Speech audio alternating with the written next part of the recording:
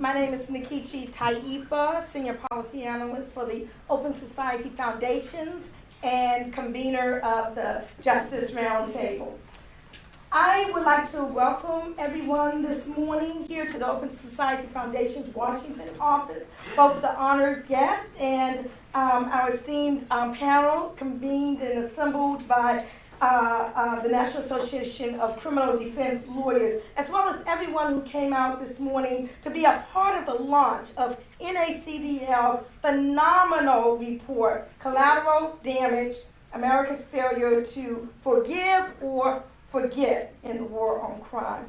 I would like to just take a moment to very personally thank NACDL State Legislative Affairs Director Angela Frazier, who I call the mover and shaker, who really brought all of this together. Yes, we got to give it up to her.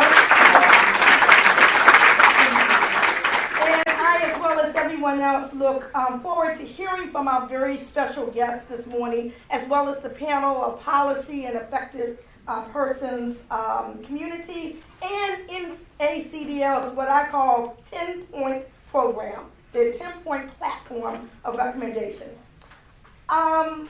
Just a little bit of very brief housekeeping. If you have a cell phone, put it on vibrate, put it on silence, okay? The restrooms are out in the, if you go to the hallway to the right, there are signs there. And if you have to use your cell phone out in the reception area, be very courteous because there are incoming calls coming in the reception area. So with that, I'm very, very honored to bring up the Executive Director of NACDL, National Association of Criminal Defense Lawyers, Norm Reimer, who has been at the helm of this August organization for the past 7 years. Let's give it up for Norm.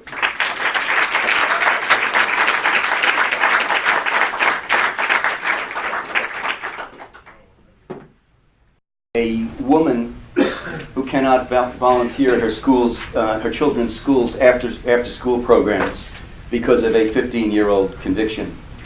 A young mother of 4 who loses a good-paying job at a bank because she previously had a shoplifting charge that was dismissed. A decorated American war veteran, a legal resident of the United States, deported to a foreign land as a result of a single misdemeanor conviction. These are the silences, the hidden penalties that are interwoven into tens of thousands of state laws, rules, regulations, and federal laws, rules, and regulations that afflict those who have had an encounter with the criminal law. They affect virtually every realm of human endeavor.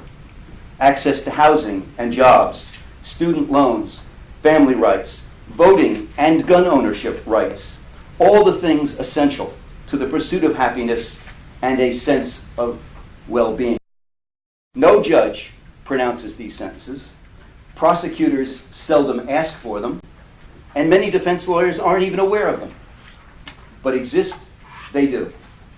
And in a nation in which it is conservatively estimated that 65 million people have criminal records, 19 million with felonies, and with 14 million misdemeanor arrests a year, these life-altering consequences have relegated millions to second-class status.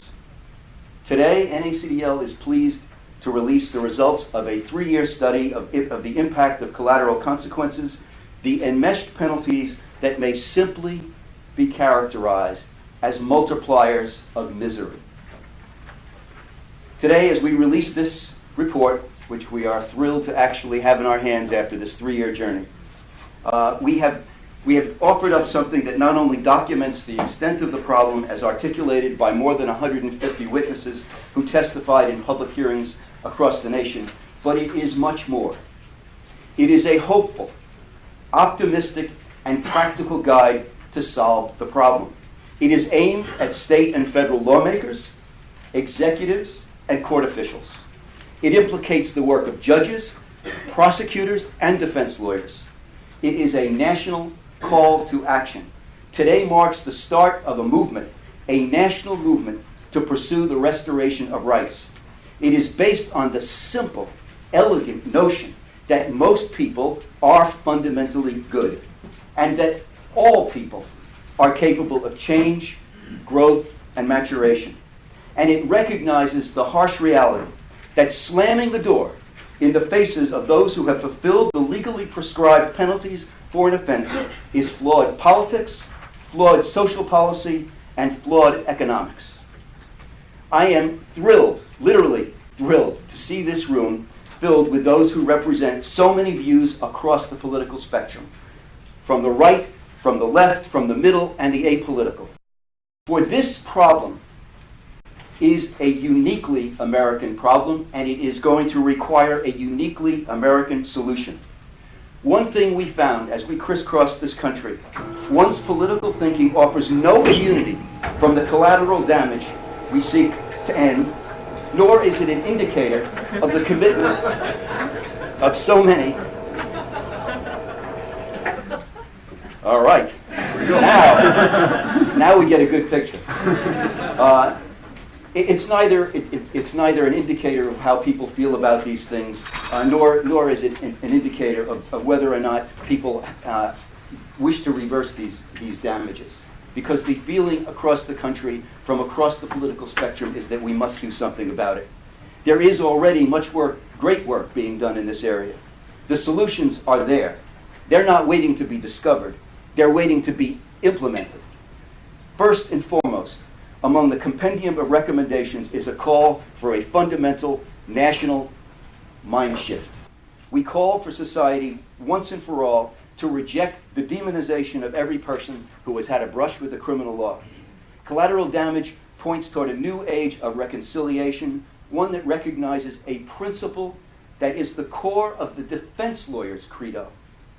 Transgressions that may define the low point in a person's life should not define the rest of that person's life.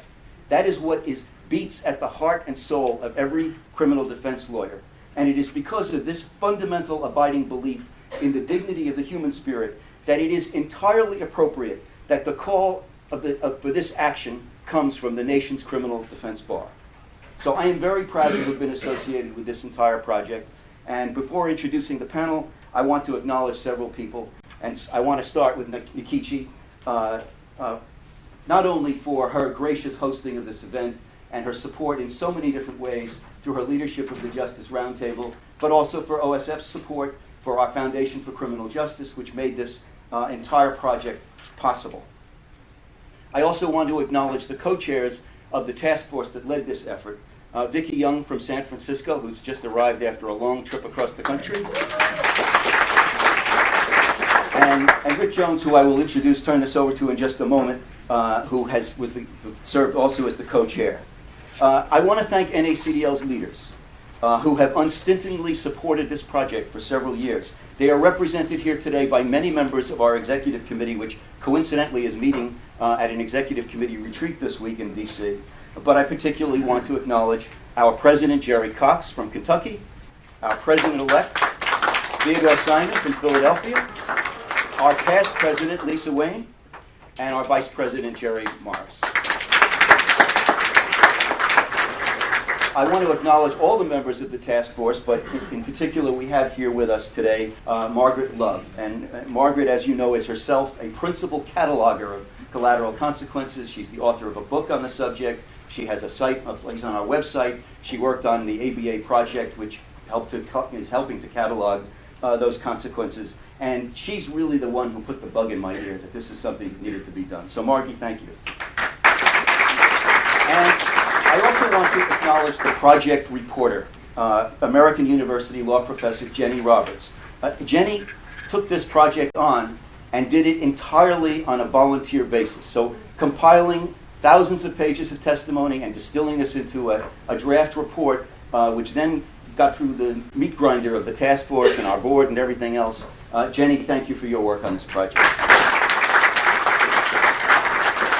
And you heard this eloquently said by Nkechi, but I also want to echo our State Legislative Affairs Director, Angeline Fraser, has really, to orchestrate a project that goes through 6 cities, 3 years, and putting together 151 witnesses. Angeline, congratulations.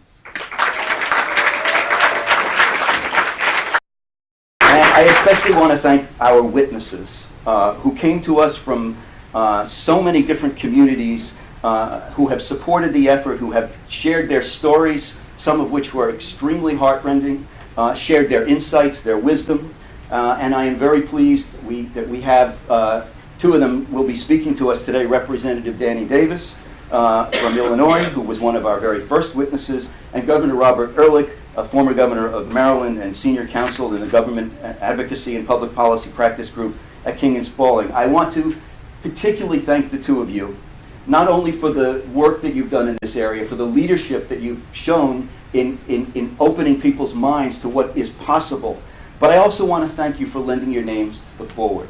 Because by doing so, you have underscored something that we have wanted to stress from the very beginning. It is not a partisan issue. Restoration of rights transcends ideology, and we have to keep focused on that as we go down the road. There are many people in this room representing many different entities who will make sure, I am confident, that it doesn't ever become a partisan issue. Following remarks from the governor and Representative Davis, we will have a panel that will feature Christine Leonard, who is the director of the DC office of the Vera Institute, and among the many phenomenal projects that Vera takes on, they are working in partnership with the government to expand access to housing for those with criminal records. Lamont Carey is the founder and CEO of LaCarey Entertainment, and an extraordinary role model and a champion of the cause we espouse today. Bernard Kerik is the former commissioner of police in my hometown, New York City, and the founder and CEO of the Kerik Group, and an individual who has seen the criminal justice system from every perspective and has now become a compelling voice for the restoration of rights, and we're grateful to have him here. And Mark O'Brien is the Senior Criminal Justice Policy Associate at the Legal Action Center, where he works to tear down the irrational and harmful barriers that we are here to decry.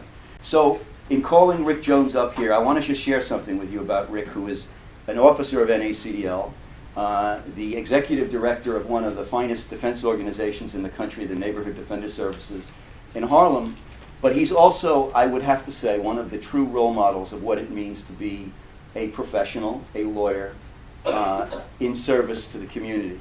This isn't the first project of this kind that Rick has worked on, along with Vicki Young.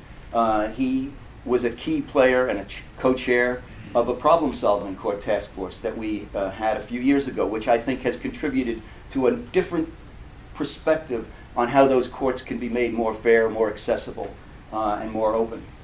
So Rick, I want to, on behalf of our entire staff, thank you for your leadership of this project. You and Vicki really kept everybody in line and on time, and I'm pleased to turn it over to you now.